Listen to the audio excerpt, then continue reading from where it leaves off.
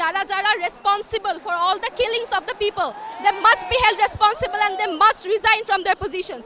That is what we want. We do not want the killers, the murderers to be in the power anymore. We want justice and we want them now.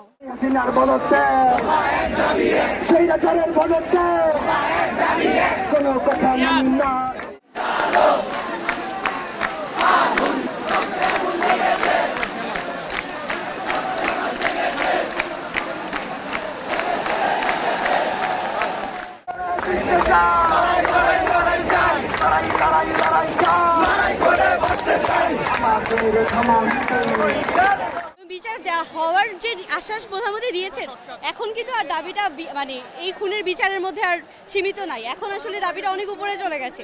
যখন বিচার চাওয়া হয়েছে তখন প্রধানমন্ত্রী বিচার দেওয়ার আশ্বাস দেন নাই আমাদেরকে। তো এখন আসলে এত খুনের বা এত রক্তের উপর দাঁড়িয়ে আসলে প্রধানমন্ত্রী মানে কাছে কেউ বিচার চায় না। সবাই আসলে একটাই দাবি, একটাই দফা, সবাই প্রধানমন্ত্রী পদত্যাগ চায়।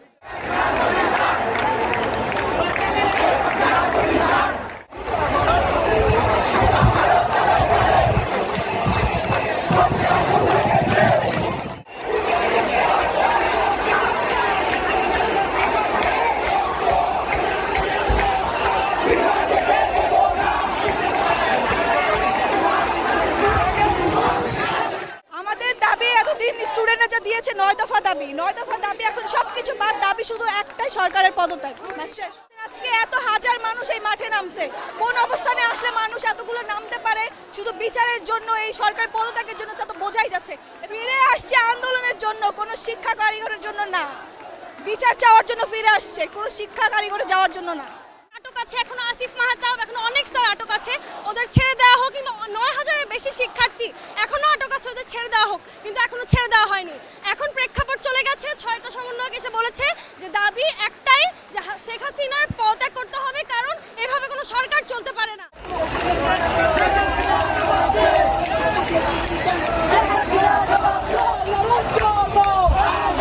অনুভূতিটা আজকে আবার পুনর্জাগরণ হয়েছে। আমাদের এখন এক দাবি, এক দফা, একটাই দাবি যে এই স্বৈরাচারের পতন হোক। মা হিসেবে আসলে মানে আমার ঘরে বসে থাকার কোনো উপায় নেই। আমার সন্তানের মতোই সন্তানরা আসলে মরে যাচ্ছে, এটা তো আসলে আমরা নিতে পারি না। এভাবে মানুষ বসে থাকতে পারে না। আসলে এতগুলা মৃত্যু, সেটার হিসাব আসলে দিতে হবে না? একটা মানুষ মারা গেলেই তো তার হিসাব, মানে তার বিচার হয়, তাহলে এতগুলা মানুষের মৃত্যুর বিচার কেন হবে না? সরকার একের পর এক মিথ্যা কথা বলে গিয়েছে, একটা দাবিও আমাদের মানা হয় নাই ঠিক মতো। এখন আমরা একটাই দাবি চাই যে শেখ হাসিনার পদত্যাগ হবে। বিজেপি, ছাত্রলীগ, আওয়ামী লীগ দিয়ে, মানে যাকে দিয়ে যেভাবে পারেছে ওরা আমাদেরকে হত্যা করেছে। ওরা নেট অফ করে দিছে, কারফিউ দিছে। এগুলোর মধ্যে ওরা যেভাবে মানুষকে হত্যা করেছে, বাসা থেকে ধরে নিয়ে গেছে, এগুলোর কারণে ছাত্রদের মধ্যে ক্ষোভটা আরও বেশি সৃষ্টি হয়েছে। যে আন্দোলন কি জন্য দমে যাবে? 1971-এ 52 কি আন্দোলন হয়েছিল না? অবশ্যই হয়েছিল। তখন তো আর নেট ছিল না, তখন তো নেট অফ ছিল, তখন তো ছাত্ররা করে গেছে আন্দোলন। সহ্যের সীমা শেষ, এবার একটা সমাপ্তি ঘটবে, একটা সমাপ্তির অন্তরালে যাবে, যে কোনো একটা সিদ্ধান্ত হবে। এবং এই সিদ্ধান্ত আমরা চাই যেন আমাদের জন্য হোক, যেন ভবিষ্যৎ প্রজন্ম শান্তিতে থাকুক, ভবিষ্যৎ প্রজন্মে যেন আর কোনো বাচ্চা মা তাদের অধিকার আদায়ের জন্য বা অধিকার আদায়ের জন্য যেন রাজপথে নামতে না হয়। বা ছেড়ে দেওয়ার সময় শেষ। ছেড়ে কতজন দিবে? পুরা কারাগার ভরে গেছে ভাই।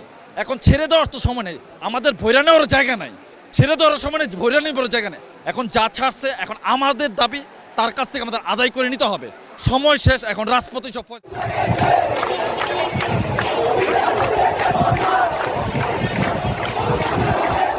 আবারও উত্তাল ঢাকা বিশ্ববিদ্যালয়।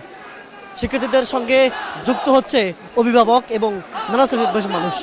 আমরা দেখছি ঢাকা বিশ্ববিদ্যালয়ের কেন্দ্রীয় শহীদ মিনার প্রাঙ্গণে এই মুহূর্তে হাজার হাজার মানুষ বিক্ষোভে উত্তাল করছে এই ক্যাম্পাসকে। তাদের দাবি হচ্ছে কোটা সংস্কার আন্দোলনে যারা নিহত হয়েছে তাদের বিচার এবং সরকারের পদত্যাগ। জুনায়েদ আল হাবিব, কালের কণ্ঠ, ঢাকা।